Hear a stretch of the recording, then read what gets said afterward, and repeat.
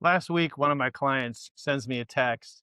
He says, Warren, halfway through the interview, everything changed. They abandoned their interview process just like you said they would. They just wanted to get to know me. This is during an actual job interview. By the way, he got the job. But the cool thing is, you can have this experience during reverse informational interviews as well. And by the end of this video, you're going to know exactly how to use this technique to turn complete strangers into mentors who actively advocate for your career. I'm going to show you the exact framework I use to help clients build genuine relationships with industry insiders, relationships that lead to the third door. And behind it, you'll find job opportunities, mentorship, and insider access to the hidden job market. And the best part, you'll never feel like you're being transactional again.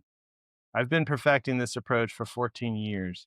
My clients have used it to connect with CEOs, hiring managers, and industry leaders who became genuine mentors. Some of these relationships have lasted for years and opened doors they never even knew existed.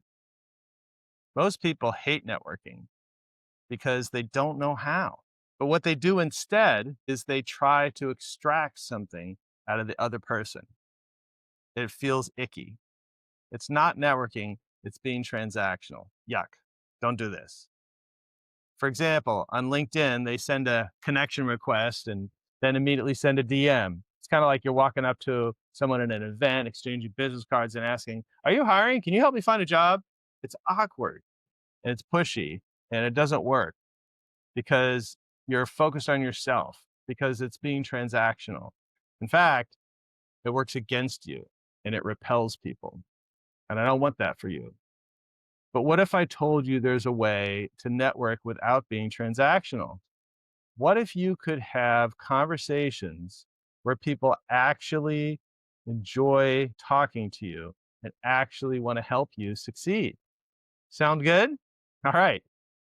That's exactly what happens when you flip the script and start interviewing them instead of asking them to interview you. Here's the secret: people's favorite topic is themselves. Instead of asking for advice about your career, you ask about their work and their career journey. Instead of talking about what you need, you get curious about their story. So when Sarah, the marketing professional you got introduced to through asking the magic question, when she agrees to meet with you, you don't say, Can you give me career advice, or can you give me a job, or are you hiring? No, you'd say, I'd love to hear more about your career journey. How did you get into marketing? Now, watch what happens. They light up and they start sharing openly. This is what you want. They feel heard, valued, and they'll start sharing their story. They feel good about themselves and their accomplishments. And then they see your face and they make the association between feeling good and seeing your face. And something magical occurs. They naturally become curious about you. Here are the questions that turn strangers into advocates. How did you get into this field? This one gets them talking about their origin story. And what does your typical day actually look like? This one gives you insider knowledge about the role. What's your favorite part about what you do, or the most challenging part about what you do? This shows you're genuinely interested, not just looking for a job.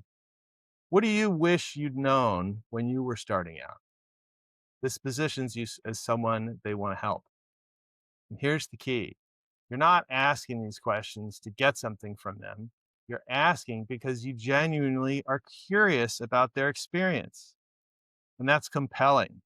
As they share their story, something powerful starts to happen. They start seeing themselves in you. They remember their own early career struggles and they want to pay it forward. By the end of the conversation, they start turning the conversation around and asking you questions like, What kind of role are you looking for? What are your goals? How can I help? You've gone from being someone asking for a favor to someone they're genuinely invested in helping succeed. They're thrilled. And that's when the real magic happens. They start thinking about opportunities, offering advice, making introductions, and keeping you in mind for future openings. But here's where most people fail.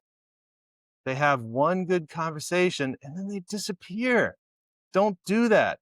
That's like a gold miner digging and excavating and working really, really, really hard and getting all the way down to the gold and then abandoning the entire gold mine without harvesting the gold. Real relationship building requires follow up. They say the gold is in the follow up, right? The fortune's in the follow up. This is what I'm talking about here. And I don't mean just sending a general or generic thanks for your time email or a handwritten thank you card, which you should definitely do anyway. What you want to do is follow up, not once, follow up multiple times. Here are 6 follow ups that you can use. For example, if they recommended a book, go buy it immediately. Send them a screenshot, of your Amazon app with the book that they recommended. Send them the screenshot. Just ordered the book you recommended. Thanks for the recommendation. There you go. That's one follow up. Follow up number 2, send them a thank you. Like I already mentioned, an email and text is fine, but a handwritten card is even better because it takes more effort and time and intention. Follow up number 3, when the book arrives, tear it open on your kitchen counter, right? Take a picture of you opening the book, showing them that the book arrived. It arrived, send them a message. It arrived, can't wait to dive in, right? You get the idea. Follow up number 4, share an insight from what you learned in the book. This part in chapter 1 really resonated with me. Have you experienced something similar?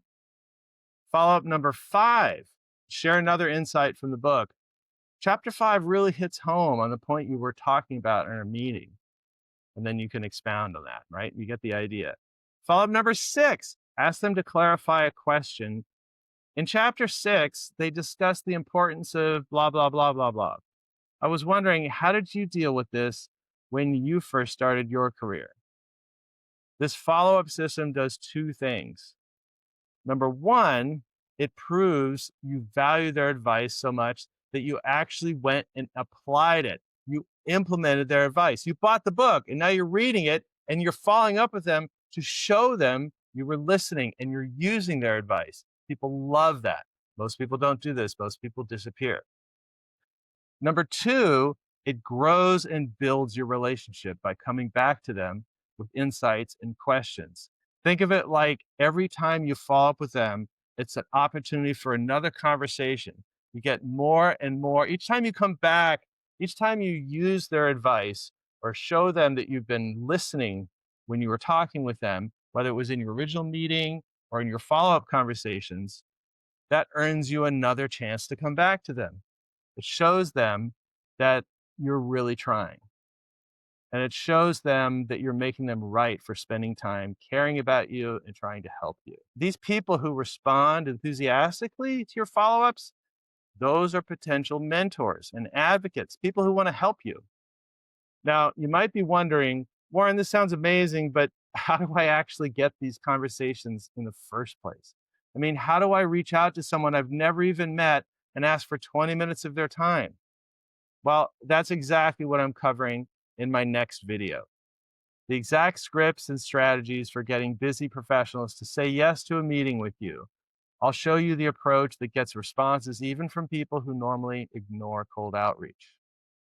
But here's what I want you to do right now. Think about the last networking conversation you had. Were you being transactional? Were you being all about you, trying to get something out of them? Or were you being generous and giving them the gift of sharing their story? If you used the magic question from my last video and got some introductions, now you know exactly how to approach those conversations. Lead with curiosity about them, about their journey, not just requests for help. Don't worry, they know you want help. They know you're looking for a job. And if you want the complete framework, including the exact scripts for reaching out and the follow-up templates that turn contacts into advocates, click the link in the description below this video.